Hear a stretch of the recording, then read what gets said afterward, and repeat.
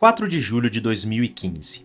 O Chile conquista a Copa América pela primeira vez após empatar no tempo regulamentar em 0-0 com a Argentina e bater a rival transandina nos pênaltis por 4-1.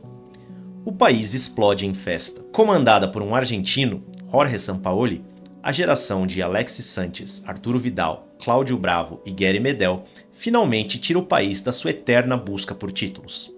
A Copa América já tinha sido conquistada antes por Bolívia, Peru, Colômbia e Paraguai, além dos gigantes Brasil, Argentina e Uruguai. Mas nunca pelo Chile. Aquela alegria ganha ainda mais significado quando se considera o palco onde ela ocorreu, o Estádio Nacional de Santiago, que por alguns meses em 1973 foi um palco de tortura, morte e horror, uma tragédia jamais esquecida.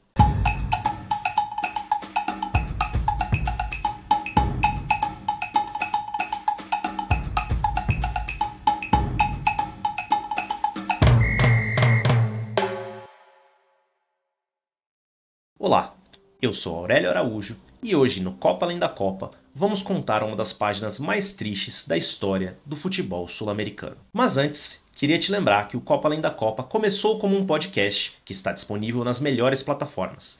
Estamos também com posts quase diários nas redes sociais X, TikTok, Instagram, Blue Sky e Threads. Agora temos também esse canal no YouTube. Não esqueça de se inscrever e ativar o sininho para receber notificações de quando tivermos vídeos novos. Construído em 1938, na comuna de Ñuñoa, o Estádio Nacional de Santiago é o que mais recebeu partidas de Copa América na história, e o segundo a receber mais finais de Libertadores. Não por mérito dos times chilenos, claro, mas porque era um tradicional palco das partidas de desempate que existiam antigamente na Libertadores. O estádio foi idealizado em 1935 pelo então presidente Arturo Alessandri Palma, com o propósito de fomentar os exercícios físicos entre os chilenos e levantar a moral do país, conforme palavras do próprio. Curiosamente, no dia de sua inauguração, em 3 de dezembro de 1938, Alessandri foi vaiado no estádio que ele mesmo idealizou. Em setembro daquele ano,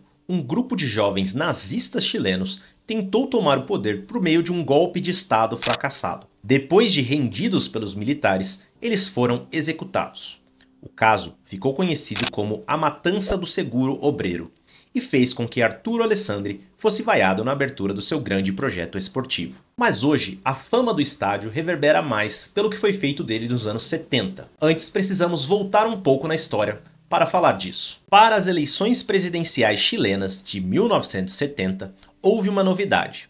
A esquerda se unificou em torno do nome do médico Salvador Allende, que já havia concorrido sem sucesso em 1952, 1958 e 1964. Allende, que pertencia ao Partido Socialista, defendia uma via chilena ao socialismo, diferente de Cuba, China e União Soviética. Os partidos de esquerda, incluindo o Partido Comunista, que tinha em seus quadros o poeta Pablo Neruda, se unificaram para dar apoio a Allende, formando uma coalizão que ficou conhecida como Unidade Popular, ou UP. A eleição chilena não tinha segundo turno.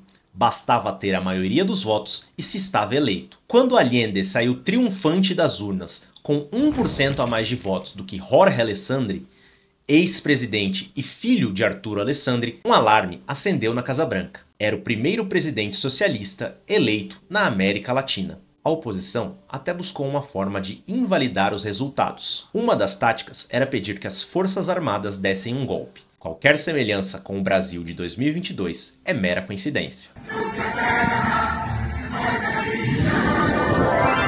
Brasil!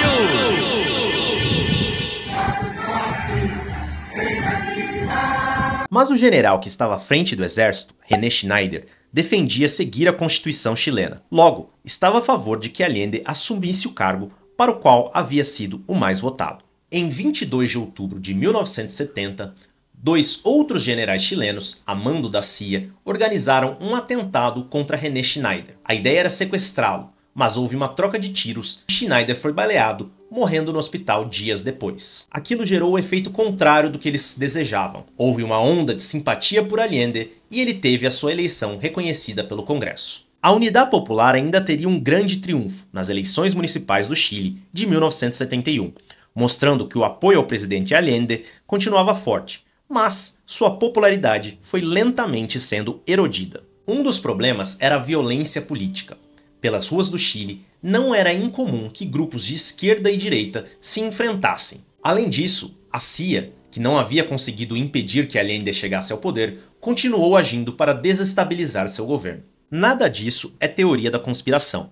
Está documentado e foi publicado pela própria agência estadunidense décadas depois. Uma das frases que Richard Helms, diretor da CIA, anotou em uma reunião com Richard Nixon, presidente dos Estados Unidos, era: "Faça a economia do Chile gritar". Atentados à bomba continuaram ocorrendo, com prédios do governo como alvo. Além disso, Allende teve menos ajuda financeira do que esperava dos soviéticos. A inflação explodiu em 1972 e ultrapassou os 600% em 1973, devido a uma mistura de fatores como nacionalização da economia e boicote. Com isso, bens básicos e comida desapareceram das prateleiras dos mercados chilenos, sendo negociados clandestinamente por causa do congelamento de preços. Era um caos e havia muito desabastecimento. A oposição esperava conseguir 2/3 do Congresso chileno nas eleições parlamentares de 1973, porque assim conseguiria remover Allende do cargo dentro da lei. Não conseguiram, e a Unidade Popular ainda cresceu um pouquinho no Congresso após aquela eleição. Mas Allende nunca veria aquele ano terminar. General à frente do exército, o substituto de Schneider era Carlos Prats, que também defendia a Constituição e não desejava um golpe contra ele. Um levante militar ocorrido em junho aumentou a pressão, o chamado tanquetaço. Prats até conseguiu derrotar os golpistas naquela ocasião, mas não aguentaria mais a pressão por um golpe. Em agosto, ele renunciou. Em seu lugar, entrou o general Augusto Pinochet, um legalista em quem Allende poderia confiar para terminar seu mandato. É claro, essa ilusão não durou muito. No dia 11 de setembro de 1973, tanques cercaram o Palácio Presidencial de La Moneda e o bombardearam.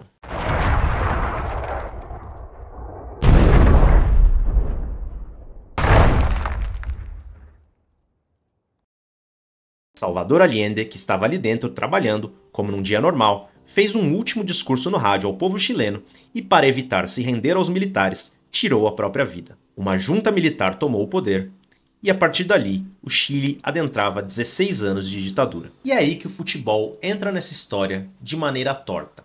O Estádio Nacional já havia abrigado partidas históricas, incluindo a final da Copa do Mundo de 1962, quando o Brasil derrotou a Tchecoslováquia por 3-1, com gols de Vavá, Zito e Amarildo. Mas acima de tudo, ele era naquele momento um espaço vazio, grande, público e à disposição, ideal para manter pessoas prisioneiras, ainda mais nos primeiros dias de um golpe de Estado, quando o país entra num caos e desorganização. O Estádio Nacional foi a maior prisão do Chile, mas também seu maior centro de tortura em toda a história do país.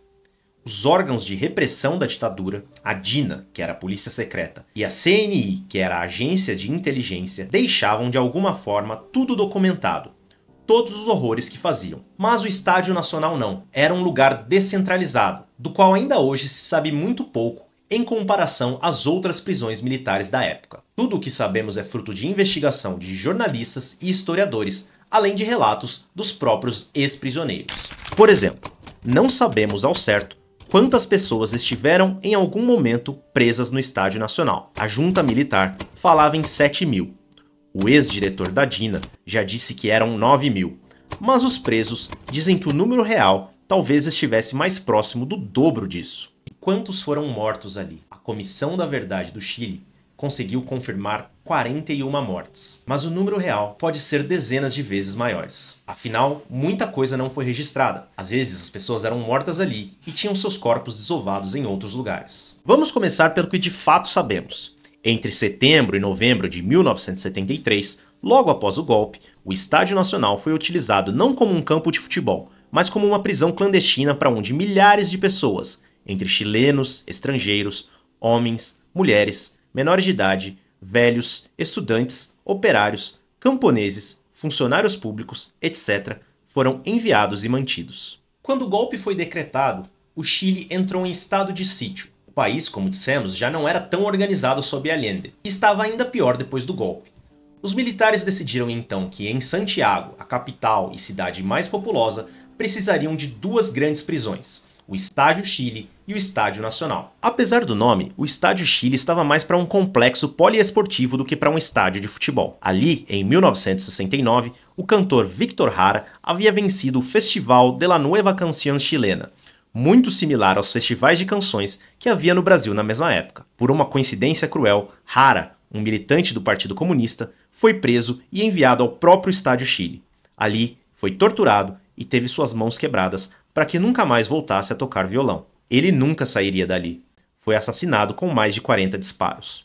Hoje, o Estádio Chile se chama Estádio Víctor Jara. Não que precisasse, mas a justificativa para o golpe militar no Chile era a existência do Livro Branco sobre a Mudança de Governo, um documento fictício escrito pela CIA e por agentes militares que falava sobre um possível plano do governo de Allende de dar um autogolpe nas Fiestas Pátrias, são as festas da independência chilena, no final de setembro de 1973. É claro que era mentira, mas uma das perguntas mais comuns aos torturados no Estádio Nacional era: onde estão as armas? E aí, como é que você faz para responder uma pergunta sobre um assunto que seu torturador acabou de inventar? E bastava você entrar no Estádio Nacional para ser agredido. Na entrada da rua Marathon, todos tinham que passar por uma espécie de corredor polonês, uma fila de 15 a 20 militares de cada lado, onde cada prisioneiro, independente do motivo pelo qual tivesse sido detido, tinha que passar e ser chutado, xingado e agredido. Depois tinham de passar por uma mesa de recepção, onde se anotavam alguns dados dos detidos. Mas era muita gente, principalmente nos primeiros dias. Eles eram chamados de prisioneiros de guerra